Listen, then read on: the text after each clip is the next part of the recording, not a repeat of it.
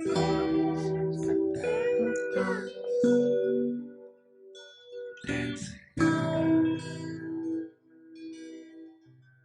Shiv Sengupta, thank you for being here. Thank you for joining me. Appreciate it. Shiv, can I read a passage off the back of one of your books, An Antidote to Spiritual Enlightenment? Truth seekers begin their forward journey believing life to be suffering and imagining the elixir of enlightenment to be the cure to the human condition. Yet after years of spiritual practice, myriad teachings, and mystical fireworks, they may eventually arrive at a space where all remedies have been exhausted, all paths well worn, all rabbit holes thoroughly excavated, and still that gnawing sense of something missing persists. This is when the return journey commences, beginning with sobriety, it turns to anarchy, and eventually leads to the antidote. So yeah, that message, if you like, for the lack of a better term, hits me. I've been trudging a path for maybe a decade now, and it got to the point a few years back where I just sort of threw everything in the air, and I was just like, this is a complete waste of time. I can't be with this anymore. So when I read works such as that, that really does hit home. Can we start, Shiv? It says at the beginning there, truth seekers begin their forward journey. Let's start there. What is a truth seeker? Well, they're somebody who suspects there's more to life than what they're interpreting through their thought processes and their conditioned responses to life, right? Somebody who's trying to get to the bottom of something deeper. Now, they may not articulate it as truth itself. They may not know that they're driven by truth. They may think that they're driven by something else. But fundamentally, they're moving towards a deepening of their understanding of reality and self, right?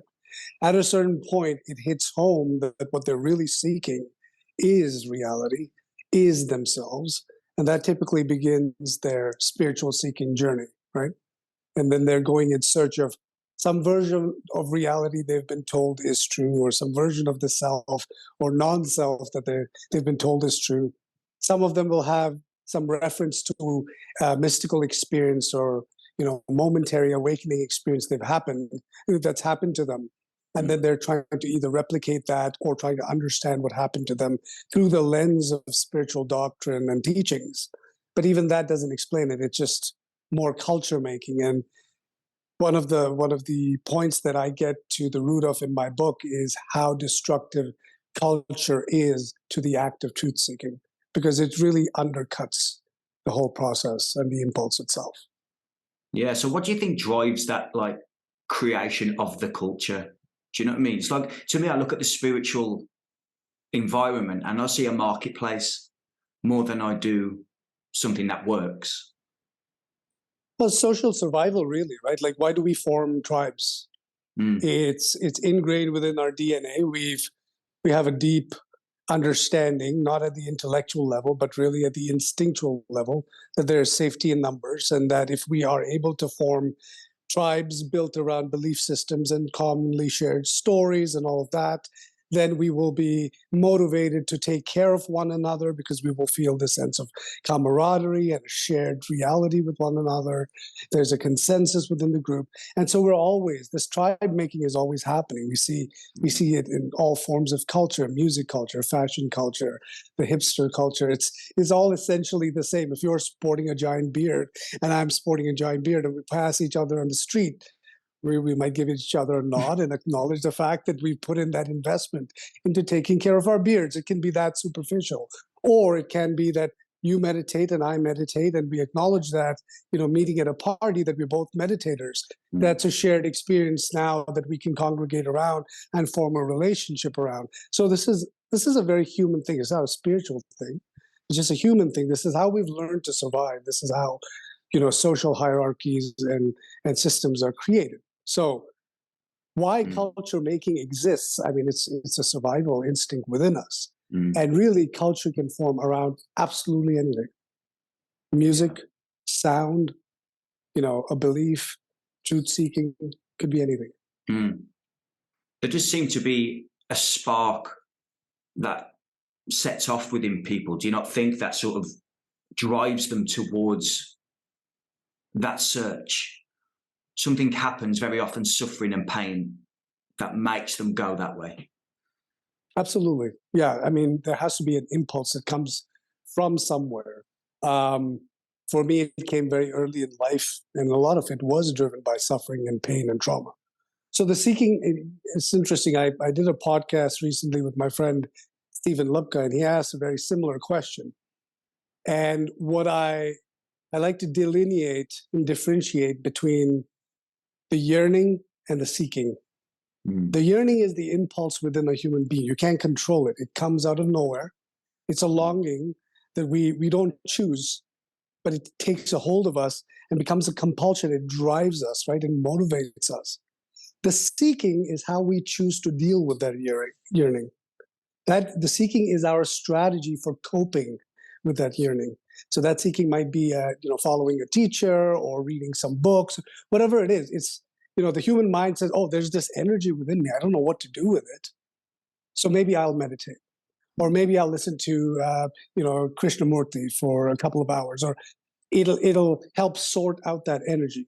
Sometimes it does organize it for a bit, but that yearning doesn't go away, because that yearning is looking for its own unique resolution. It's not looking for Krishnamurti's resolution. It's not looking for the meditation technique that you've been taught by some master.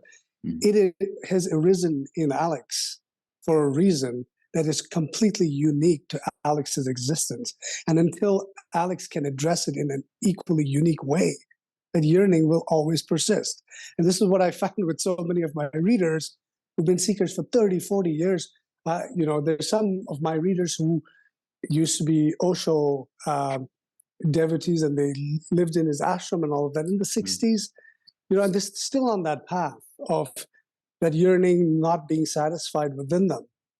Why? Because they've been trying to satisfy it using methods that are not tailored to their own unique yearning, right? Because they've never really tried to encounter that, face that head on, and say, I'm not going to try and strategize on how to sort this out and fix it. I'm going to try and understand what it is trying to communicate to me. And that's the trap that a lot of seekers fall into, is that they mistake their yearning to be some kind of a problem that needs to be solved, and then seeking becomes a strategy to solve it. So I guess the question that comes up from that, the solution to that yearning cannot be answered because it's individualized to everybody. Yeah, and it's not a solution really, right? Because then you're implying the yearning is a problem. Yeah, sure. Right. So it's an energy that exists within us that's driving us to some purpose of its own, and we are simply moving along that path, responding to its needs, because it's a very intelligent energy. That's the way I've experienced it. It's a very intelligent energy, and if you allow it to drive your life and your choices and your motivations, it will lead you to places and choices that help life align with who you are in sort of a unique perspective. But when we start deflecting and going off on detours, then we end up in these little, traps and potholes where we get stuck for extended periods of time. Right. But they're not wrong enough themselves, right? Because I guess we can get into a bit of a philosophical thing, which I want to try and avoid, but there isn't, there's nothing wrong per se in that occurrence, is there?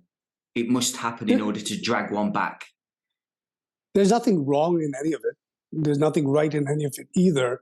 We're just working off of the assumption that the ultimate purpose to all of this is to alleviate suffering to some extent and to bring clarity to one's life. So if you just use that as the fundamental premise, then right and wrong would be, wrong would be something that continues that suffering and does not lend clarity.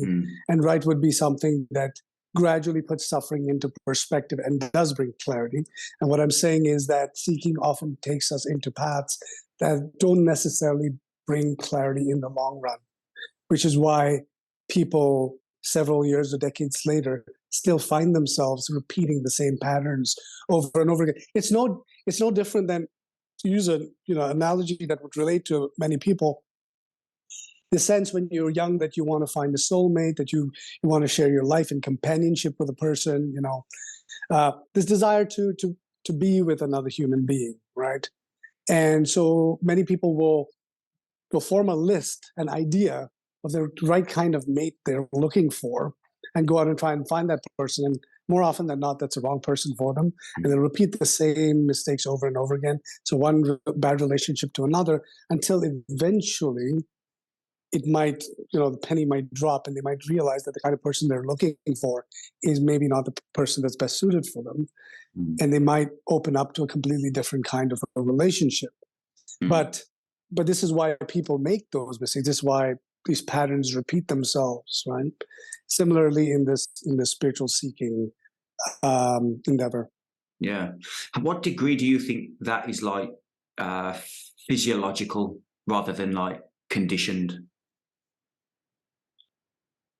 I mean, it's even to call it conditioned or physiological, you're just creating two different classifications of more or less the same thing. The condition is, to a large extent, is physiological, and the physiological is to a large extent inherited, therefore conditioned, biologically conditioned, right? Right. So I guess I meant society then, if you put it like that. Yeah, even society. I mean, there's a physiological aspect to the conditioning that society gives us too. There's a physical, visceral reaction to trauma that we have when our cultural sensitivities are offended or hurt, and so on and so forth, right? So I don't see a clear, distinct line between the psychological and the physiological, because there's such a close relationship between the two and how they impact each other. Just lack of sleep for a couple of days can cause so many psychological challenges, and so. But obviously, social conditioning and the culture of your upbringing have a lot to do with it. And so, what the solution most people inadvertently seek out to get out of cultural conditioning is to seek another form of cultural conditioning. Okay? I remember watching this documentary about this guy in the 70s. Can't remember his name. He was known as a deprogrammer because families whose kids had gone off during the hippie era and joined these Mooney cults. I don't know if you remember the Mooney cults. There was this Korean couple who had created this cult of, they called the Moonies, and they were all the rage back in this kind of the Scientologists of the 70s and 60s. Yeah. So these kids would get into these cults and completely become brainwashed. And this deprogrammer would go out there to decondition them. But he would do that by trying to reorient them back to the teachings of Christ and the church and all of that. So really, all it is deconditioning by reconditioning. Do you know what I mean? But yeah, sure. but what does deconditioning just by itself look like without conditioning to some other belief system? I mean, to my mind, it comes purity is the word probably that comes to my mind. Maybe purity, but for me, it's more of a question than a conclusion, right? Like, I'm not trying to assert it is something. What I'm saying is I'm interested in the idea of deconditioning someone without having to condition them to some other system of life, because that's the real challenge. Most people are used to anchors. They need some kind of anchor to reality. So if it's not Jesus, then it's Buddha. If it's not prayer, it's meditation. If it's not materialistic society, it's spiritual society. Whatever it is, it's something, right? You're unhooking them from one anchor and hooking them to something else. But a human being who's completely unhooked from everything. I don't think most people understand how terrifying a prospect that is. Because if they did, they wouldn't go in an all-fire hurry to get enlightened that fast. Because the people who have experienced being unhooked have never done it by choice. It never happened to me by choice. Okay, coming unhinged from reality never happened by choice. And when it did, it was a long process of reorienting how to live in this reality now without any cultural or belief anchors. It's terrifying. And for it created a lot of its own kind of suffering, a brand of suffering that I'd never experienced prior to that. Mm. So Shiv, you're briefly just touching on your history. Did you sort of grow up? Obviously, you seem like you've got an Indian background. Did you grow up? Like India's very everyone's meditating and sitting on the side of the streets and everything. Did you grow up around that, or were you like born into the West and grew up in the West? What was your background there? No, so I grew up in India. It's very interesting because my dad's family, my father meditated, my grandmother meditated. They're very spiritual. They come from a part of India, West Bengal, which is very spiritual. It's produced many artists and poets like Rabindranath Tagore and things like that. So they're more philosophical of mind. My mother's family comes from South India, which is very scientific of mind. And they're very much about, engineering, medicine, this, that, rational. A lot of the spiritual stuff is nonsense and bullshit. So interesting dichotomy. But when I was growing up, I didn't have that spiritual inclination at first. I wasn't interested at all in it. I would see my dad meditate, but it was kind of this weird thing he was doing. I had zero interest in any of it. But it was around the time I started noticing issues within my family, the environment becoming more sort of negative between my parents and all of that, that caused a lot of psychological suffering for me. And quite spontaneously one day, I think just the weight of it all had gotten so unbearable to me. As a child, I didn't know how to cope with it, right? So I was internalizing a lot of it, thinking a lot of it's my fault. So I didn't like myself very much as a result. But I sat in my bedroom one night, turned off all the lights because, it was kind of a response to constant stimulus. Turned off all the lights and I sat in the darkness and I just asked the question, I want to know who God is. Spontaneously, never occurred to me. That question never occurred to me before. And as I asked that question, the silence in the room became deafening and I just went into meditation for the next about an hour or so. And I began doing that every day. At the time, I didn't know it was meditating, right? I didn't know that's what my dad did. All I knew is I like to sit in darkness in the silence because it's like a cocoon, the world goes away, and I get to be at peace within myself. I began doing that over and over. At some point, I realized I was meditating and that I had a meditating practice, and I maintained that for close to 30 years. But that's how it started for me. Right. Do you think that meditative time had an impact on, let's call it awakening for the lack of a better term, or did it happen in spite of it? I've been asked that question so many times. My answer unequivocally is that it happened in spite of it. Right. Many people don't believe me because they say, well, how do you know you meditated? I say, okay. But I know what it was that woke me up, and it wasn't meditating. It was the yearning to wake up that I did not choose. It was the yearning to wake up that led me to meditate. It was a yearning to wake up that led me to party and do drugs. It was a yearning to wake up that led me to have the relationships with the women I did. It was a yearning to wake up that got me to drop out of school and change programs. It was the yearning to wake up that made me feel dissatisfied all the time with the reality that surrounded me, to the point where it became so oppressive. Living another day became unbearable, the prospect of it. That's what snapped it. So the causality between meditation and awakening, I think it's more correlation than it is causation. It's the yearning, that fire that was within me. I mean, it was insatiable and it just consumed me all the time. Right. So was that the sense of suffering that come from that was the driving force behind the awakening process? Yeah, because what it did was it made my suffering feel even more acute. It made life feel like sandpaper grating against my skin at all times, right? Because when you develop that level of sensitivity to life, right? It's like, after a certain amount of time, if you work out with weights and stuff, you start developing calluses on your hand, which deaden the pain. You don't feel the weight of the the roughness of on your skin. So it's like living without calluses. When you develop that level of sensitivity, everything becomes that much more sensitive. And you begin to feel the pain of others, the pain of the world, the madness of the world, all of that so acutely. It inflicts upon a person's psyche.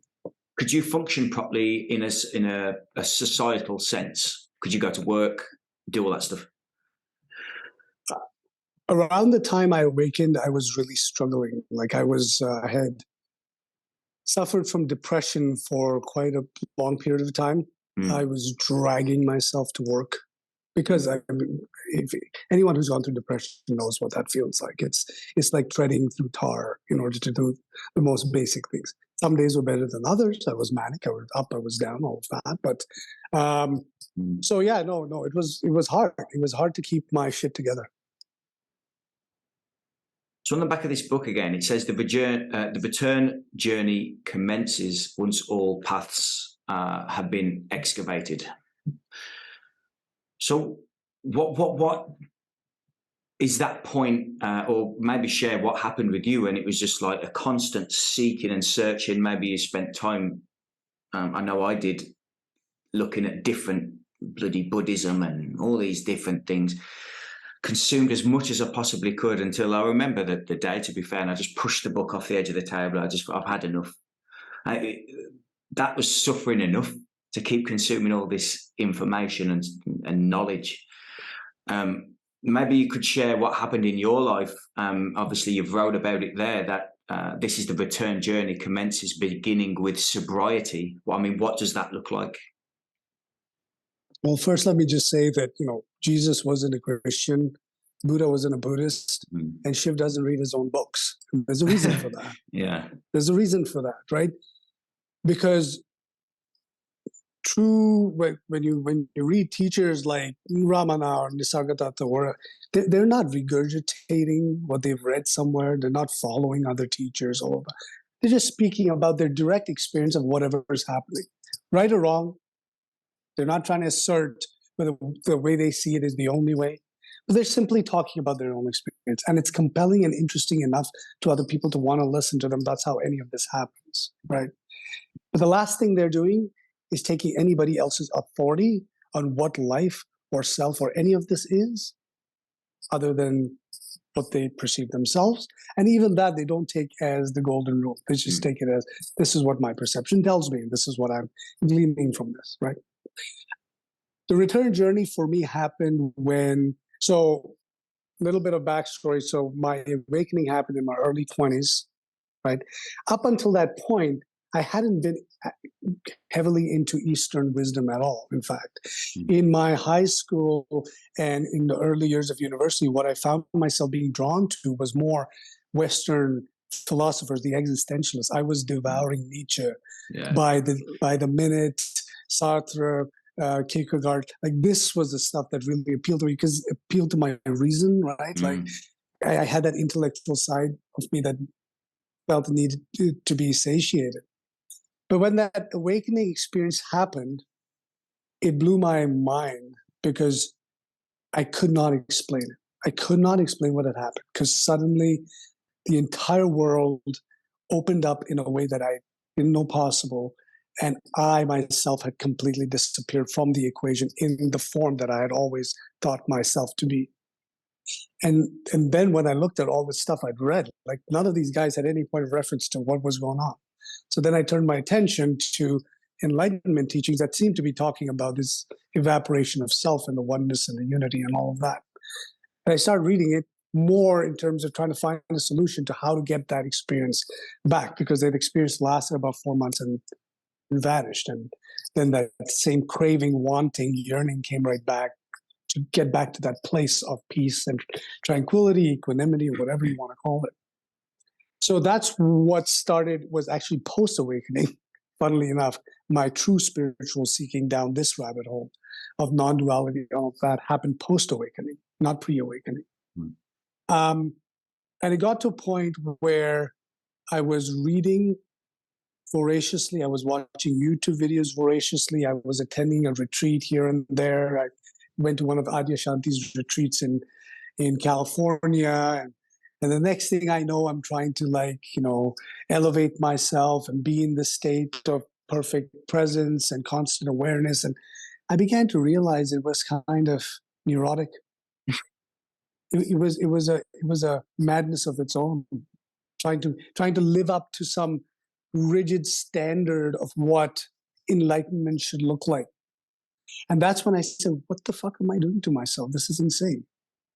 I've gone from one kind of suffering to another kind of suffering, and I'm not being authentic to my experience at all. I'm trying to constantly mold this moment into this form that I believe it should be. Right. So my definition of suffering is simply the desire to be someplace other than here, sometime other than now, and doing something other than what's actually happening. Those three things. If we can just be okay with being here, being now, and whatever's going on, and just if it's washing dishes or folding on, whatever it is, you're okay with it, and nothing needs to be different for you to feel better in any way. That's good enough for me. That's as enlightened as anybody ever needs to be, okay? But I found that simple state itself was the hardest to achieve because my mind was so enculturated to want to mold reality into some predefined form culture had handed over to me. And I, like an idiot, just accepted, yes, this must be true, right? So I've done that with what my parents and society had taught me. And now I was doing that with what spiritual teachers and all that had taught me. And that's when I said, hey, I'm just getting high of somebody else's drugs. That was the return journey, was the journey back to my own life, away from other people's opinions and ideas, whatever experiences. I don't care if some yogi's levitating in air. Makes no difference to me. Good for him. That must be a lot of fun, but I'm not going to be levitating on air. I have no interest in levitating on air. I'm interested in what's going on right now. And right now, I'm talking to Alex, and I'm drinking a cup of coffee. That's as interesting as life needs to get for me. And it's fascinating that I can do this. It's fascinating that I can sit here in my living room in Canada on my phone, talking to some guy I've never met in the UK, I'm assuming, drinking a cup of coffee. We take for granted that these kinds of things, the technology and the ability for us to exchange these ideas are miraculous. And so we're in search of other miracles, That's the nature of the mind, isn't it? Otherwise, it just stands still. Absolutely. It is. It is the nature of the mind to seek new experiences. And that's fine too, right? Like, if you said this podcast was going to last for the next 48 hours, I'd say, no, I think I'm good at 2 hours, right? Yeah. So at the 2 hour mark, I'm going to want something different, for sure. But that's just the nature of the mind. But what I mean is that fundamental human griping with our lot, right? Like, why is my life the way it is? Why do these things happen to other people but not to me? Or why, the general stuff that causes our psychological suffering. But there's a layer of suffering that we have no control over. And that is the environmental suffering, the harshness of the weather, or the circumstances and death and decay and disease and all of this. This kind of suffering is unavoidable. Life is suffering. This was, Buddha's basic teaching is that of dukkha, which is life is suffering. Look around you, like it's the most evident thing there is, But then there's the additional layer of suffering that refuses to accept life is suffering. That generates all kinds of new forms of suffering, like a whole marketplace of suffering, right? And when you create that kind of marketplace of suffering, now you need another marketplace of solutions to deal with that marketplace of suffering. And all I'm saying is, well, why create that marketplace in the first place? That you don't need the other marketplace. Yeah, if you look at the entire marketing industry, I'll say the entire 99% of the marketing industry is simply pressing on people's pain points for money, essentially. I mean, I'm not going to, it just is what it is. I'm not saying it's bad necessarily, but that's essentially how the whole thing functions. Well, have you watched that documentary, The Century of the Self? No. Oh, you should check it out. It's a 3-part documentary available on YouTube for free. Okay. And the very first part episode goes into how marketing first began in our capitalistic economies. Okay, and it was actually the father of modern marketing was this man named Edward Bernays. Yeah, I know him. Yeah. Who was, yeah, you heard of Edward? Yeah. So he was Sigmund Freud's nephew, right? So he's like, okay, my smart uncle tells me that every human being has this untapped unconscious that is really driving every motivation. So why are we sitting marketing our products to the rational side of the human brain when we can market it to the unconscious and create this reservoir of need? Just, inject the entire marketplace with this wanton desire. And so one of the commercials at that time, I think it was Ford trucks or whatever, their advertisement was Ford trucks, get them because the engine lasts for so many years, this many horsepower. They're appealing to that the rational man who's buying the truck and wants a good, reliable truck.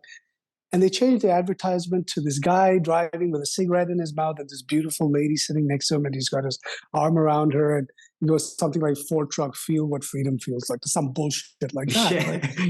Right? But you see what he did there, he just pivoted, and rather than try to market to that sensible side of us, he marketed to that irrational, desperate, yearning craving within us to better our lot, to have more, to satiate that void within ourselves.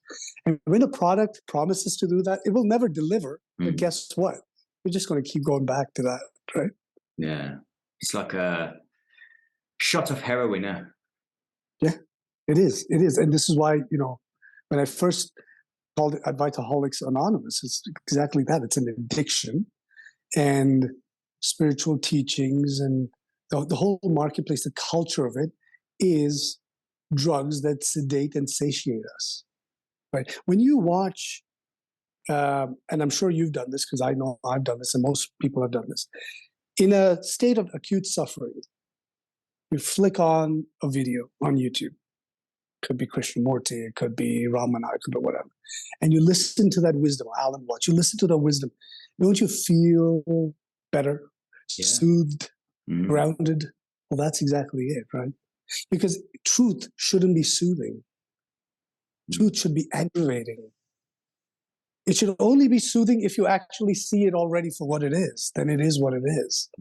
But if you are feeling out of alignment or in opposition to reality or resistant in any way, truth should aggravate that. It shouldn't soothe it. So the words are true sounding, but the act of what you're doing is actually not bringing you closer to the truth. It's taking you further away, because truth is exactly what is going on right now. And you are forming a strategy to avoid it. Yeah, it's very profound, yeah. I'll tell you what happens here, Shiv, is that there's I get quite nihilistic. Like, well, what's the fucking point? And that comes up quite a lot, and I try and pick apart where that's coming from and think and stuff. But I guess the question is that without trying to create a map or as stages and stuff, is nihilism sort of quite common? It's an unavoidable stage. Okay. If you have not, if a truth seeker, for lack of a better term, let's just call them that because that's what we've been calling them. If a truth seeker has not eventually ended up in a deeply nihilistic state, then they have not gone far enough in their seeking. The state that I live in is one of intellectual nihilism and but existentially feeling completely in tune and meaningful in my life. Yeah. The two things are completely different, right? So this is the way, and when I did my podcast with Chris Niebauer, we discussed this in quite a bit of detail, and then my recent one with Stephen Lepka as well. If you think of the human brain, there's these two hemispheres. I know a lot of this, dual hemisphere thing has been debunked in the sense that it's not that clear cut and all of that, but just for a simple model on how to look at the human psyche, right? You think of it as these two hemispheres, and you You look at this, the left hemisphere is a rational, reasoning, logical, breaking things down, analyzing, everything's a problem, everything needs a solution, all of that, right? And you have a self that is attached to that hemisphere. And that is the sense of self most people walk around with each day, which is this identity. I am Alex, I am Shiv, I am a man, I live in England, I live in Canada, I do this job, these are my parents, this is my duty to my society, all of this as a citizen. All these stories, the cultural stories, the social stories that wrap into this identity of Alex, that all belongs to the left hemisphere. Mm. The right hemisphere is more the sensing, emoting, absorbing the environment. That's more the artistic side. That's where music and art truly emerge from. The creativity emerges from that. And there's a sense of self that's attached to that side as well. And that sense of self doesn't have a name, doesn't have an identity or any of that. It is the only way it can experience itself is this deep sense of being. That's how it knows. That the only way to know you exist is to feel that you exist. Other than that, you're just an idea. You might be a name on a piece of paper. But how do we know Alex actually exists other than his birth certificate and his driver's license and all of that? Right? Mm. It's your actual physical existence and the sense of existence within you. Mm. And that doesn't have a name. That is prior to your name and all of that, right? So what has happened as a result of the conditioning of society and over the years historically, as we've moved more and more into this Eurocentric way of encountering reality, is that we've become hyper left brain focused. And the right brain has become highly diminished in its capacity and its engagement with reality because they're just not given enough opportunities for that to happen. It's like any muscle, you stop using it, it begins to shrink in size, right? And so we do not feel acutely the sense of being within ourselves, but we more than acutely have a sense of our abstract self. And so that is what is driving all the cultural changes now. It's all abstract. It's all related to abstractions of the self. All our political differences, all our social changes, all related to abstractions of the self, not really to the self itself, but who we fundamentally are. So I was chatting with my wife the other day because we were at a coffee shop, and displayed on the windowsill of the coffee shop was the sculpture of a penny farthing. You know what a penny farthing is? No, but very, very quickly, I've just took on an office in the penny farthing arcade. So okay, there you go. Well, sorry, continue. Now you'll know what a penny farthing is. Penny farthings were one of the first bicycles invented. Do you remember those ones with the huge big wheel, and the little tiny one following them? They were called penny farthings. And you had to sit on the big wheel. The seat was on the big wheel, and you rode it because there's no chain kind of system there. You were basically pedaling on the big wheel. On the back one was just for support. Right. Just kind of hung around there for balance. Didn't really do anything. It's a glorified unicycle. That's what it was. Right? Okay. And they got rid of it over time because it was dangerous. People were falling off and dying, right? And so then they developed the modern bicycle. And the difference between the penny farthing, obviously, and a modern bicycle is two equal-sized balanced wheels and a connection between them. So each wheel is moving the other, and they're always in contact and communication. That is what makes the modern bicycle so efficient, and that is why it has endured for over 100 years. We still ride them exactly in the same form. Minor improvements, of course, but the fundamental physics of the bicycle hasn't changed. And this is how the human brain also works. Is right now we're all riding penny farthings. We're a society of penny farthing riders. But what we're looking to do is not go to the other extent and then blow up this is the spiritual thing, is to move into this purely right brain state where the left brain materialistic society is bullshit. We never have to worry about money and all. There is no self. All that is a denial. It's like a pendulum swinging to the other side, a rejection of everything else. But I don't see that as the solution. The return journey is to understand that the two need to be connected and that they need to constantly be in communication with one another. Shiv, the abstract self-identity, and the being that I am are both two different levels of reality that must always continue to operate and communicate with one another. Mm.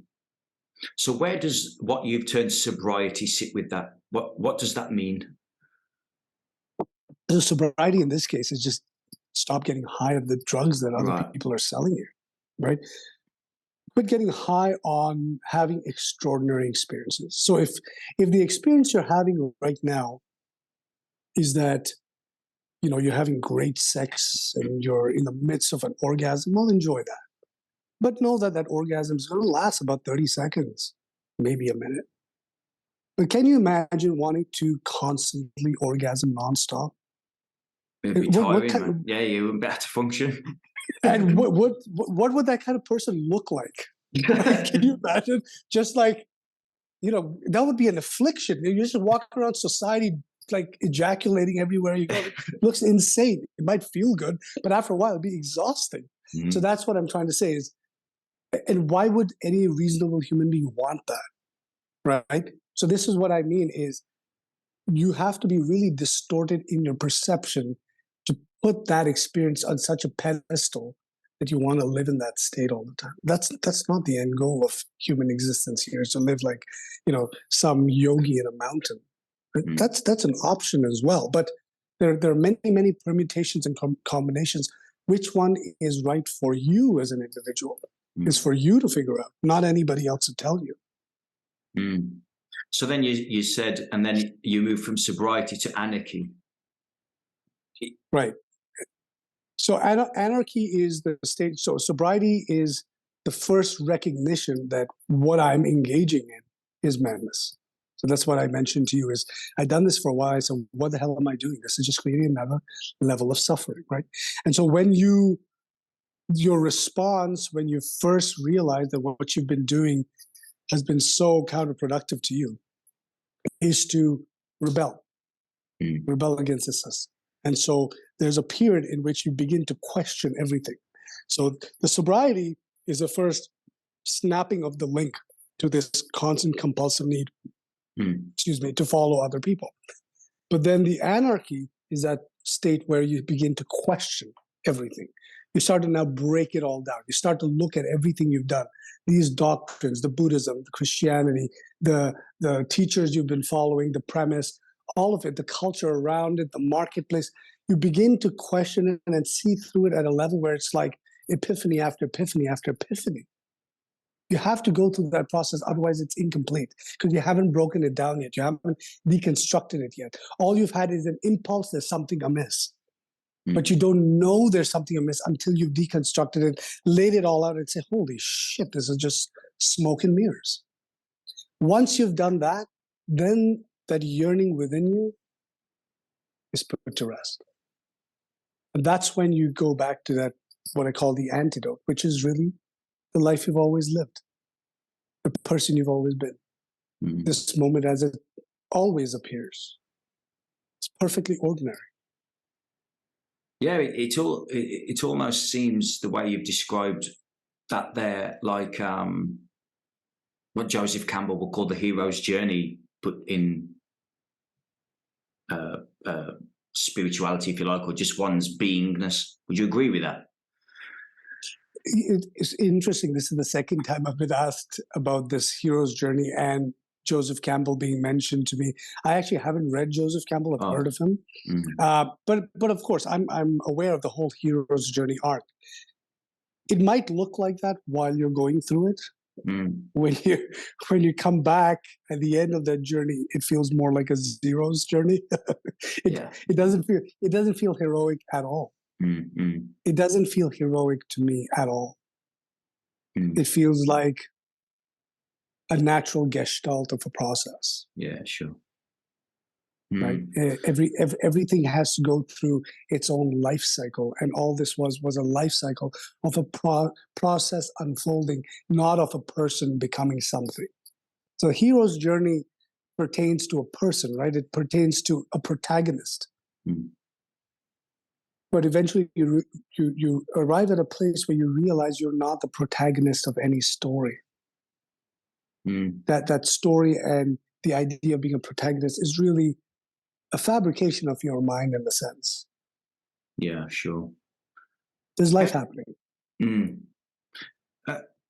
You know, there's like in the New Age circles, there's like some idea of you sort of create your own reality, type focus on something and you'll get it, that type of stuff. From my experience here, it seems that life is merely going on and there's no control over absolutely anything. And that which is aware of it, or that which is aware of it is the only thing that we can ever really know, if you like.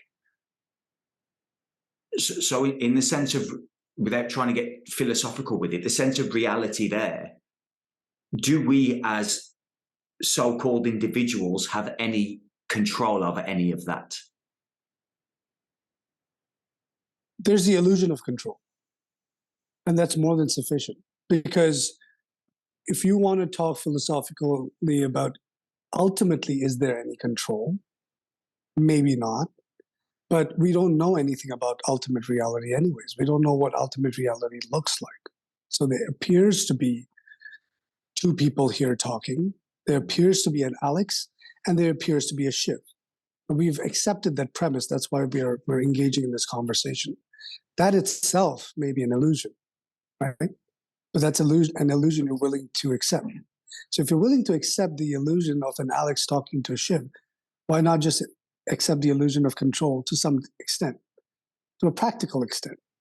Because it becomes impractical at a certain point to just deny that there's any control whatsoever, because then that debilitates a person. Like, how do you ever cross a street then if you don't believe you have control to avoid the cars that might be coming your way, right? So we must assume some level of agency. We must assume some level of control, even if ultimately that control and agency are illusions. In my mind, I don't see reality and illusion as two exclusive things. I just see them as versions of each other, right? They're just interpretations of each other. So we're always going to use a framework of interpretation of reality. We don't know what reality actually looks like. Do we actually live in a world of color and sound? Like physics tells us that's not true at all. There's no such thing as sound. There's no such thing as color. There's just waves and particles. Even space-time is somewhat of a fabrication. So I don't even have any point of reference to what that kind of reality prior to space-time would look like, right? All I can say is awareness. But even awareness is so amorphous a term, right? So in order to function within this human reality as human organisms, we have to assume some level of illusion while giving the space to the possibility that an illusion is all it is. And that's the only practical way to function. To take any absolute stance on either side of that spectrum, I think is actually foolish. It just debilitates a person's ability to function in an optimal and wholesome manner. Yeah. I think it gets to the point of neuroticism for here, whereby I'll go, well, okay, we mentioned the word truth earlier. I'm trying not to get lost in the word, but if truth is there must be something true, whereas all the illusion is here, so therefore we can distinguish between the two.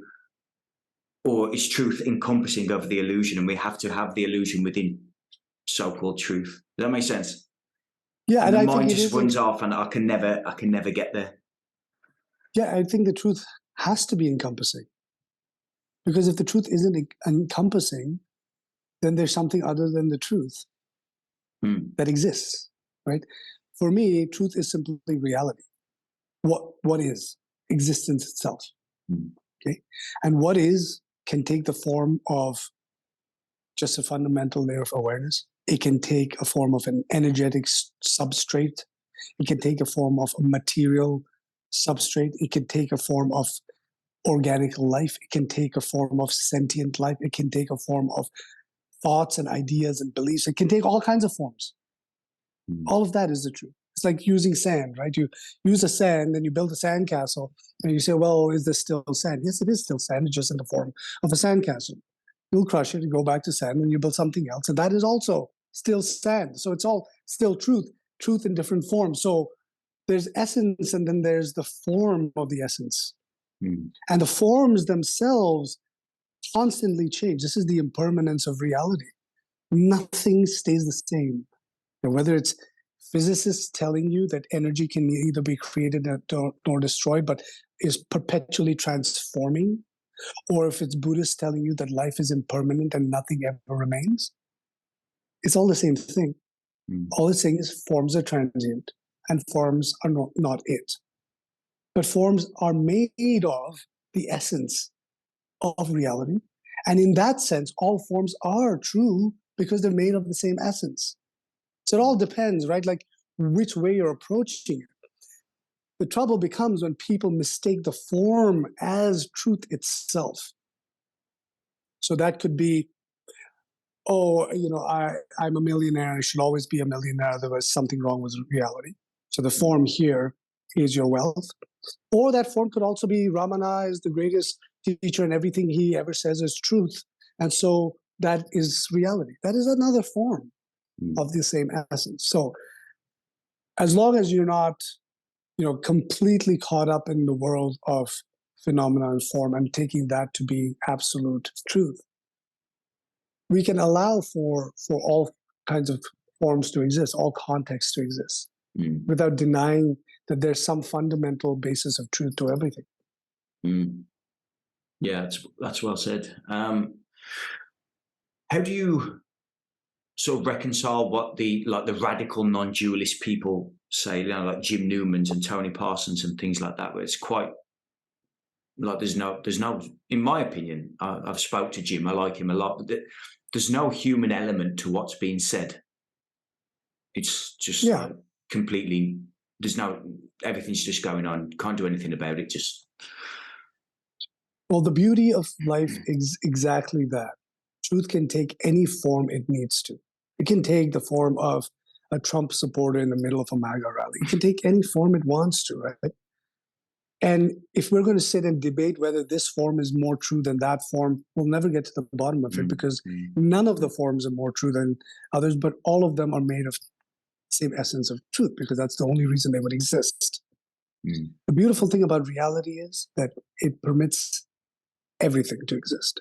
So you can take the position of a radical non-dualist and say there's nothing to be done about reality. I got no problem with that. But you can equally take the position of there's everything to be done about reality, and I got no problem with that either. I'm not going to say the radical non-dualist position is wrong, neither is it right. It's one option, and that's about it. When I grew up in India, especially in the city of Calcutta, I don't know if you've ever traveled to India, but Calcutta, now called Kolkata, is it's very, very sort of spiritually oriented people, and there used to be a teacher called Meher Baba who lived in Mumbai. He wrote God Speaks, huh? So he used to go around talking to these ascetics, more mystics, street mystics, or actually not talking to them because you actually couldn't talk to them, but taking care of them. In Kolkata, I saw a number of these people myself. And these are people who are constantly in a state of trance and blissful union with whatever they are in blissful union with. But they are so debilitated by that state that they literally can't, they're like comatose, intellectually challenged, severely intellectually challenged people. They need to be fed. They need to be changed. They need to be cleaned after they go to the bathroom. They have no idea what their bodies are doing. They're full-blown dissociation from their bodies. So they're in this blissful state that's wonderful for them, but the whole fucking world has to suffer cleaning their shit every day and feeding them just to keep them alive. Do you know what I mean? So what is the best way to live? I don't know. Maybe you might feel that being in blissful union and having other people clean you and put a bedpan under you is the best way to live. In which case, I'd say great. That's a great option. Jim Newman may say, oh, there's nothing to be done. There's no real self, and so there's nothing to be changed about reality. Great for him. That's his choice. That's the way he feels best oriented to live his life. Is there an aspect of spiritual bypassing in there? Perhaps. I don't know him, so I can't really, say. But I've seen that many people who are drawn to radical non-duality are certainly using that as a spiritual bypassing tool, because it just makes things so easy, right? Like it's so cut and dry. Like messy human existence, no self. No self equals no messy human existence. Just one and done. Why not take that option? You could. I see so much value in the messy human existence, though, that seems like a dry, arid existence, like living in a desert. Some people like living in the desert. I don't. You sound a little bit like how I'd imagine Jed McKenna to talk. Do you know Jed McKenna? I've read. Jed is. I read his books many years ago. I found him very compelling. I also found him a little bit. I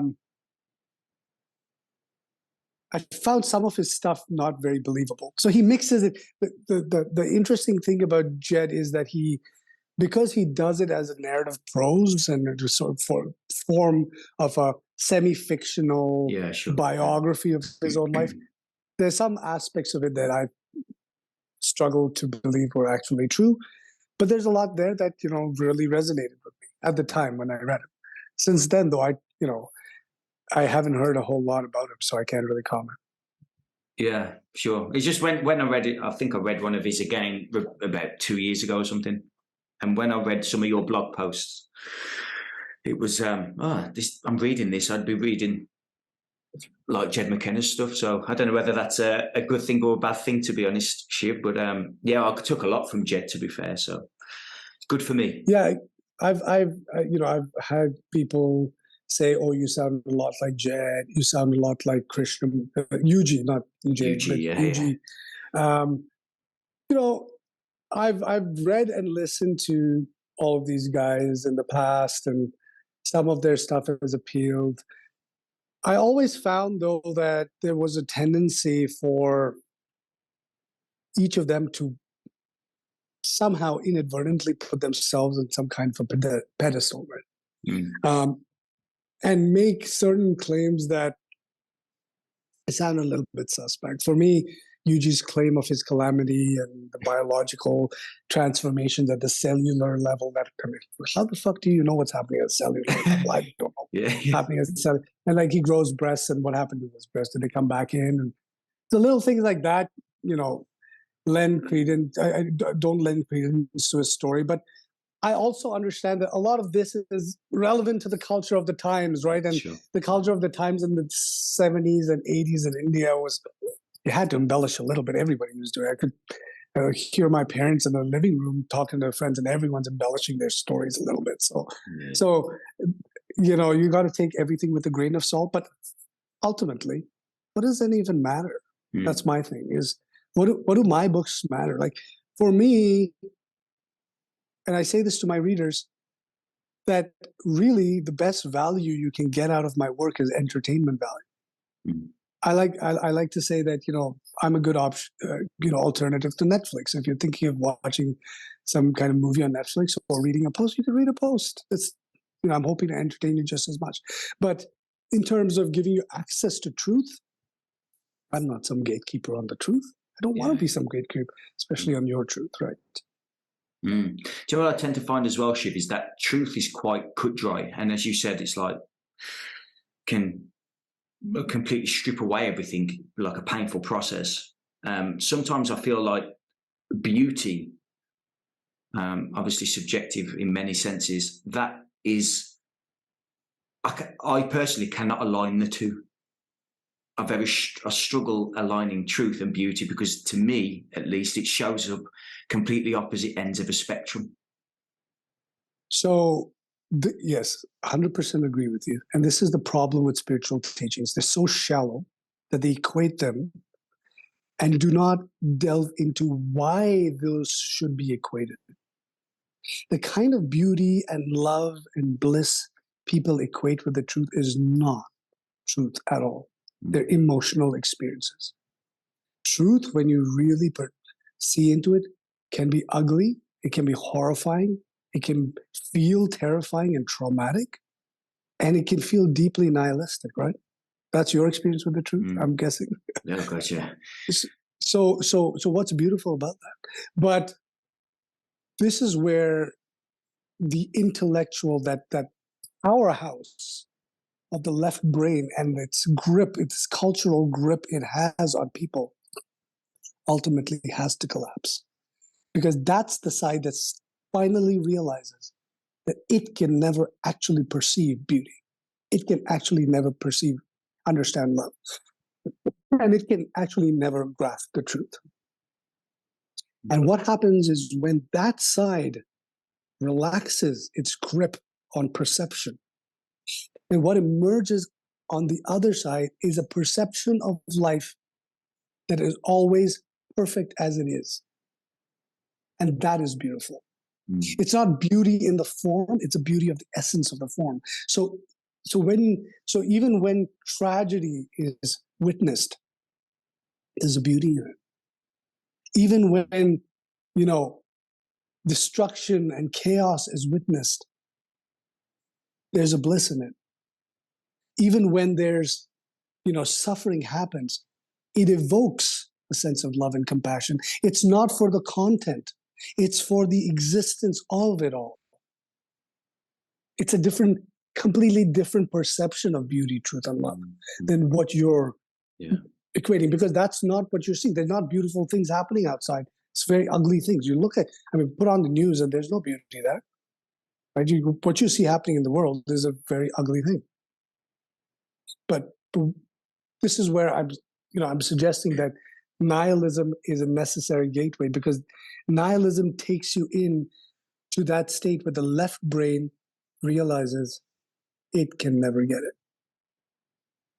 It is not equipped to understand life. It is only equipped to navigate life, to make step-by-step logistical, tactical decisions, and that's about it. Right? So at that stage of nihilism, I don't like how-tos, but I'm going to ask you one anyway. Do we simply just keep inquiring, keep going into oneself? Do we just, I don't know whether it's self-perpetuating anyway, but would you give any advice to that? I wouldn't direct anybody in any particular way. I would only redirect them back to themselves and their own experience of it. And I would suggest to them that any outlets they're looking for by reading others or listening to the wisdom of others actually they need to understand why they're doing it. And that in the long run, all it is a coping strategy. It's a self-soothing strategy. It's infusing some artificial meaning into your experience of nihilism, but it's not actually addressing the nihilism itself.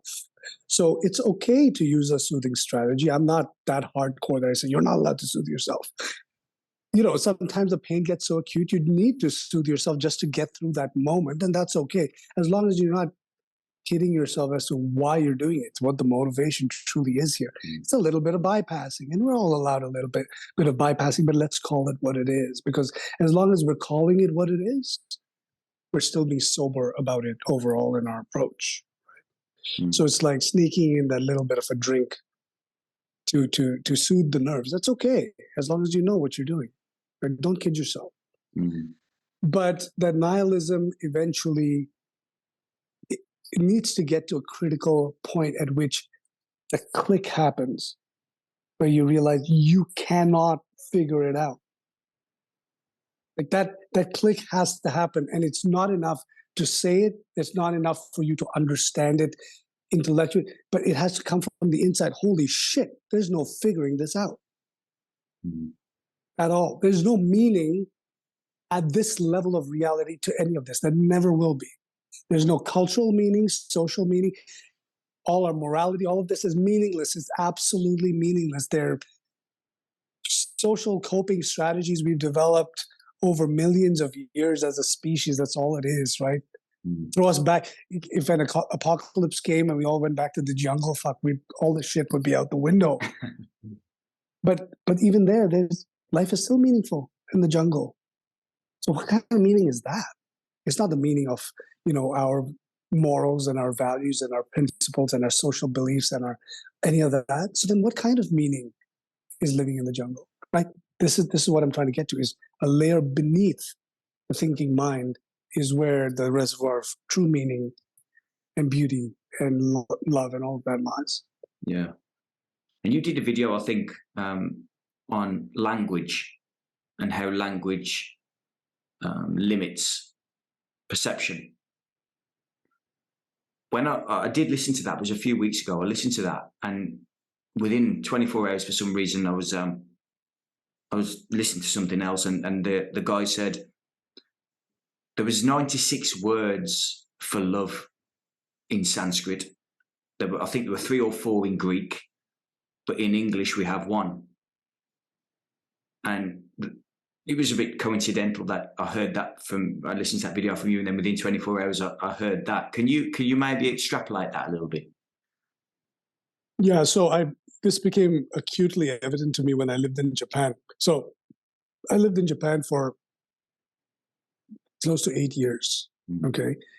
And, Japanese society and culture is very, very different from most other cultures. And I've lived all over the world, in Asia and Europe and the Middle East. And I've seen cultures and languages and how, people operate. But there's something very, very unique about Japanese society that is very hard to relate to someone coming into the country. It takes a long time to understand how society there even thinks.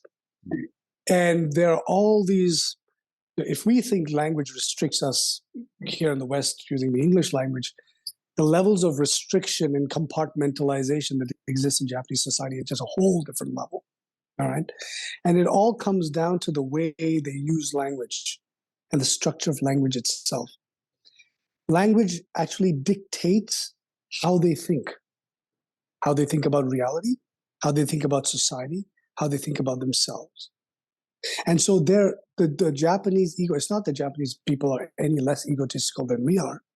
It's just the way their ego is constructed is completely different combination than it is here. And so when you meet a Japanese person, they appear to be very humble, because when we're looking at it from the lens of the Western ego, which is more bombastic and, individually driven and all of that, they seem very humble and, more deferring to the group consensus, all of that. But when you actually get to know them over time, you start to understand that really it's all the same thing. It's just a different orientation of it. And a lot of that has to do with the way their language is constructed. And I began to notice this because in the beginning, when I first moved there, to make some extra money, I would do some English language classes with people, like conversational, right? Because people wanted to practice their English and all of that. And so some of the people I was talking to much older, like in their 50s, 60s, elderly people who are retired, want to spend some time learning some English, they would come over. And those sessions quickly turned into therapy sessions. They would just start spilling their guts about about the childhood and the troubles with their spouses and how they hate their kids and how they've been feeling so unsatisfied. And I would always marvel they would open up in this way. Mm-hmm. So I would ask them, like, do you talk to anybody else in your life in this way? They would say, no, we would never dream of it. So most Japanese people will not communicate with their own husbands and wives, with their own parents, with their own children about what they feel. They just hold it all in for entire lifetimes. And that's how they're generally taught to operate. But because they were speaking in another language, suddenly all those rules didn't apply, and it just gushed out like a deluge of confession. So I was basically a priest in Japan. Yeah, that's quite a profound realization, though, to be honest. I've never really thought about it like that. So what do you do now, Shiv? Do you like coach and stuff? Do you have a job? What do you do? I live my normal everyday life. I work in the software industry. I'm a software consultant. I also write my books on the side. I have a family life. I have kids who go to school. And this is it for me. This is the I'm living the dream. I love that, man, because a lot of people just like, they want to hear things like living in a cave and all that shit and living in retreat centers and all that. And it's just like, it's just never fit with me, you know. See, there's a purpose to retreat. And I think retreat is an important aspect of life we've lost in our current culture. We don't actually create spaces for that. I think, you know, the demands of society are so acute, and now with technology, that demand is incessant. 24/7, something is demanding your attention at every point of every day, that I think it's a practical strategy to develop a certain portion of a person's life where they retreat from everything that's going on around. Sure. So in that sense, retreats are practical. But to live at a retreat is bizarre to me. So because that just unless that's, you know, that's your job. You're an abbot of a monastery. You're getting paid a salary to do it. Yeah. Fine. But to live in a constant state of retreat, believing that you're achieving something by doing it, is a misconception in my mind. I think it goes back to that one, wherever you go, there you are. Yeah, and the matrix is everywhere. It's in the monastery as well. You can't escape it, right? It is, we are actively constructing our realities through our perceptions. We cannot trust the reality we create because we do not know what our perceptions are motivated by. A lot of that is biological. A lot of that is psychological. A lot of that is cultural. And so we see a reality. And we take it at face value and we operate. Now, beneath that is a layer where we say, okay, we understand that the reality we are constructing may not be the ultimate reality. And so I take every moment of my life with a grain of salt. And I understand that what I see may not be true. What I think may not be true. My opinions may not be true. My beliefs may not be true. And just that space, that willingness to allow that anything that I see may not be actually true in that sense that, you know, the content of it is true, gives me that breathing room to say, all right, I'll let it be. Because even all of that, like my worldview has just transformed over the years. I'm sure it has for you as well, right? I imagine, you know, you appear to be in your 30s, if I'm not wrong. And early 30s, how old are you? Early 30s. And I imagine that you see life very differently than when you did when you were in your 20s. And in your 40s, you will as well. So which one is right? Which one is wrong? None of them, right? It's just constantly transforming process. So if we just accept that reality is perpetually transforming, it's never going to stand still. And it very rarely will be what we want it to be. And if it does hit that sweet spot that won't last very long, we can relax about trying to control it all the time. And we can focus on controlling the little things that we do have some agency and control over, like whether I wash my dishes today or not. Yeah, Shiv, I've loved speaking to you.